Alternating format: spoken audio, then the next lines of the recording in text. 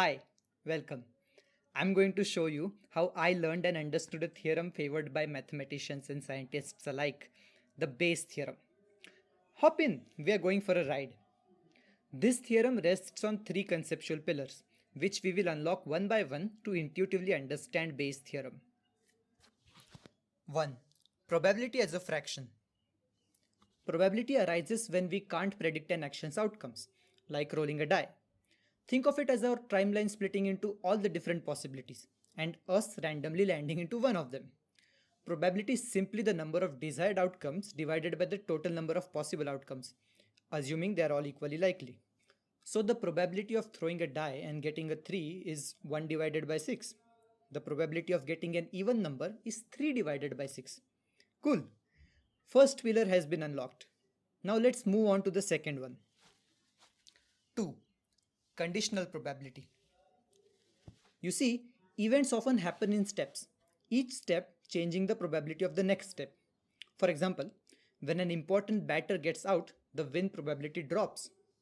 This is called the conditional probability, the probability of an event occurring given that another event has already occurred. Let's take an example from another competitive game, Ludo. Let's say that your last troop is 9 spots away from home. Can you win the game in 2 turns? If you get a 3 on the first throw, you must get a 6 on the next throw. If you get a 4, then you must get a 5 again. But if you get a 2, you're out of luck because you can't get a 7. These are all the possibilities. Let's put them in the square. This square is a universal set S. Any of these could occur with equal likelihood. Since it's not possible to win the game in 2 turns if you roll 1 or 2 on the first turn, let's draw a boundary around the possibilities where the first throw results in 3, 4, 5 and 6. Let's call this set A. Now let's draw a boundary around the combinations of dice throws where the sum comes out to be 9. Let's call it B. The probability of A occurring is 24 divided by 36, as there are 24 outcomes inside A and there are 36 total possible outcomes. The probability of B occurring is 4 divided by 36, as there are 4 outcomes inside B. Now let's say you rolled a 3, 4, 5 or 6 on the first turn. Now we want to know the updated probability of winning. That's P of B when A has already happened. We denote this probability with this neat little symbol and it's pronounced as P of B given A.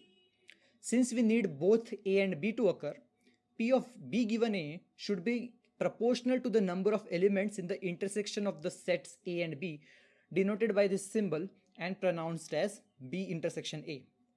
B intersection A is a set just like A, B or S, and it has its own probability.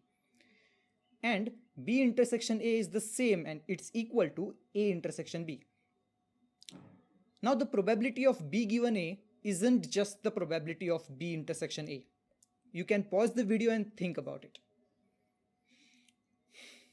The probability of B intersection A is defined over S. So P of B intersection A involves dividing the number of elements in the B intersection A by the number of elements in S. But when A has already occurred, a fraction of the set of S is no longer possible.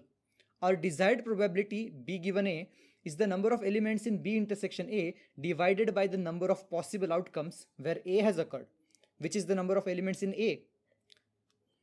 Now we have the formula, but just for kicks, let's multiply and divide by the number of elements in S. Now let's rearrange the numbers a little bit. But hey, what's this? That's P of B intersection A. And this, it's P of A. That's a neat formula for conditional probability.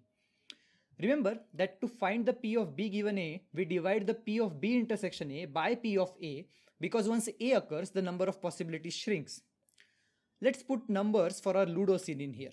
B intersection A has 4 elements. So P of B intersection A is 4 over 36 and P of A remains at 24 by 36. And hooray! P of B given A is 1 over 6. Your odds improve if you roll a number greater than 2 on the first turn. You understand conditional probability now. Congrats!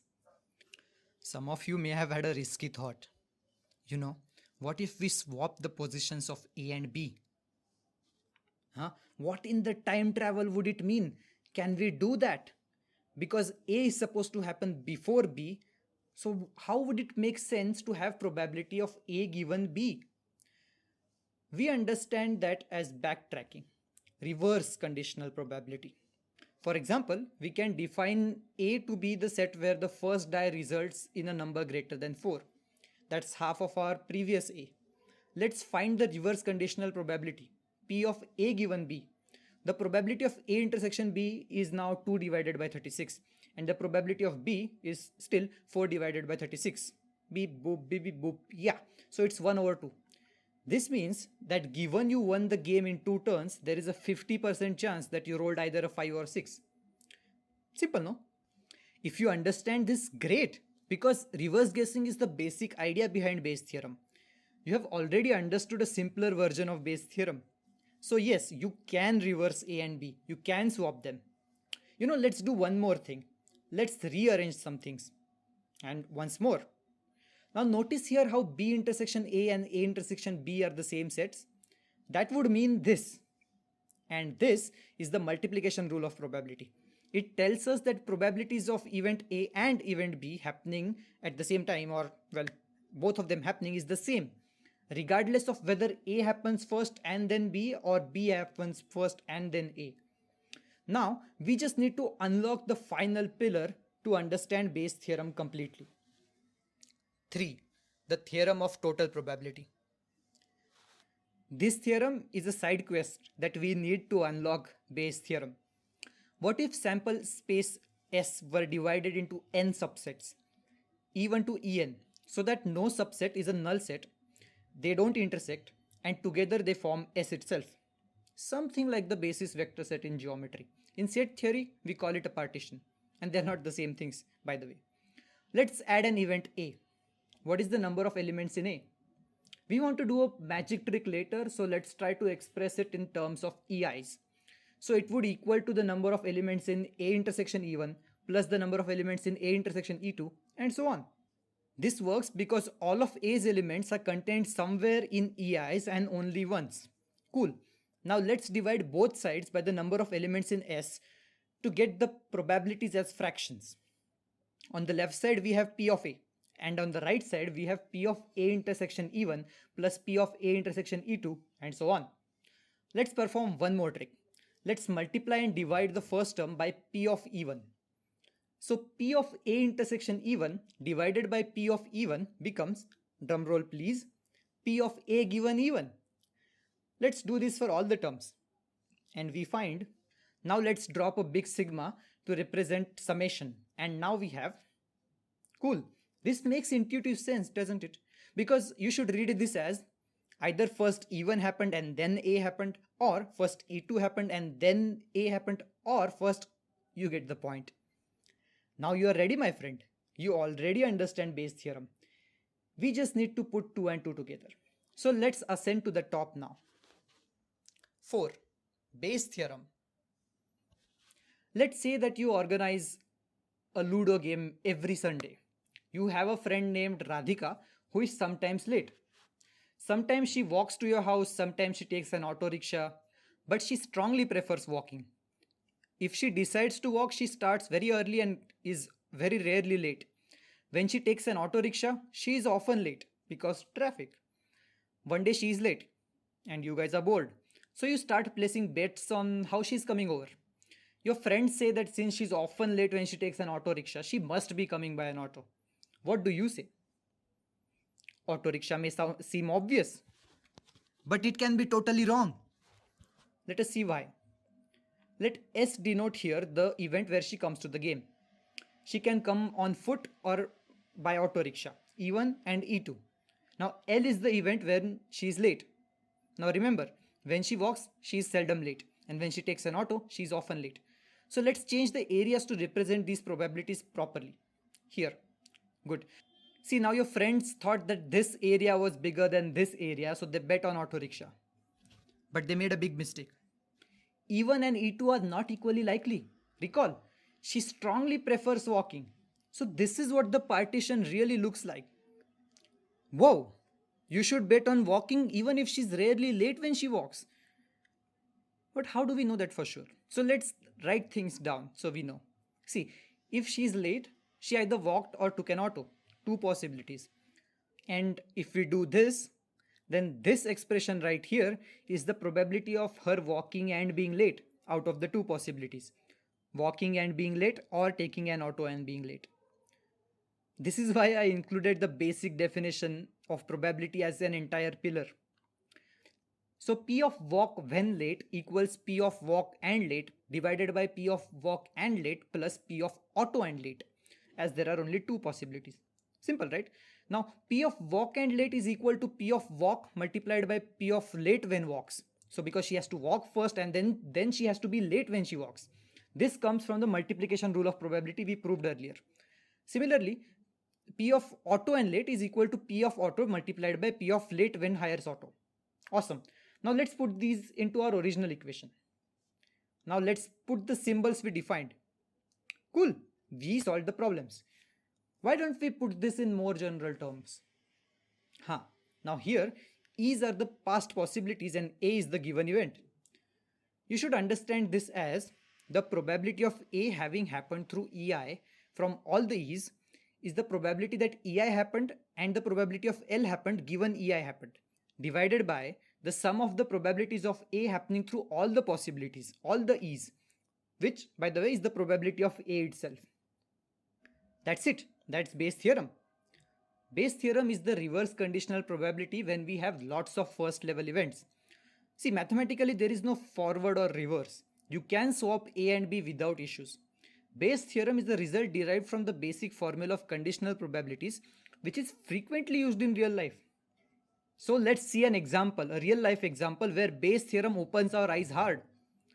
Let's say that there is a rare disease that only 1 in 1000 people have. When infected, a standard test correctly informs you that you are infected 90% of the time. When you are not infected, there is a 1% chance that the test would inform you falsely that you are infected. Let's say that you take the test and it says that you are infected. You might feel scared thinking that there is a 99% probability that you have the disease. That's actually wrong. Let's figure out whether there is a reason to worry. So let's calculate the probability of you having the disease given the test came out positive. Now see, you have to have the disease first, but now we are reverse calculating the probability given the result of the test being positive. Now pause here and think about how you would calculate it from the only two possibilities that we have. It is equal to the probability of you being infected for real and then testing positive when infected, divided by the probability of you being infected and testing positive when infected, plus the probability of you not being infected in the first place and still testing positive. Now let's put in the numbers. First, you have to be infected. That probability is 1 in 1000. This is what we call the priori probability. This was your best guess before testing. Now the test needs to come out positive given that you are infected. That's 90%. The probability of you being uninfected is 999 out of 1000. And the probability of test saying positive when you're not infected falsely is 1%. Now let's crunch these numbers. Okay, so we get shockingly 0.083. Do you know what that means? That means there is an 8.3% chance, only 8.3% chance of you having the disease even when you take the test with only 1% chance of showing a false positive. I'll explain it better with this illustration. Say that 10,000 people take this test. Only 10 of them would have the disease. 9 of them would test positive. But when the other 9,990 healthy people take the test, 99.9 out of them, or about 100, will still test positive. So totally 109 people would test positive. But about 100 of those would be completely disease free. But note that the chances of you having the disease just went from 0.1% to 8.3%. So the test is not useless. You need to take it again. Okay. This was a powerful result. I'll end the video with this XKCD comic. I'll let you figure this one out. I recommend googling the Monty Hall problem and the three prisoners problem. This video was done after studying the NCERT textbook class 12 chapter 13 probability.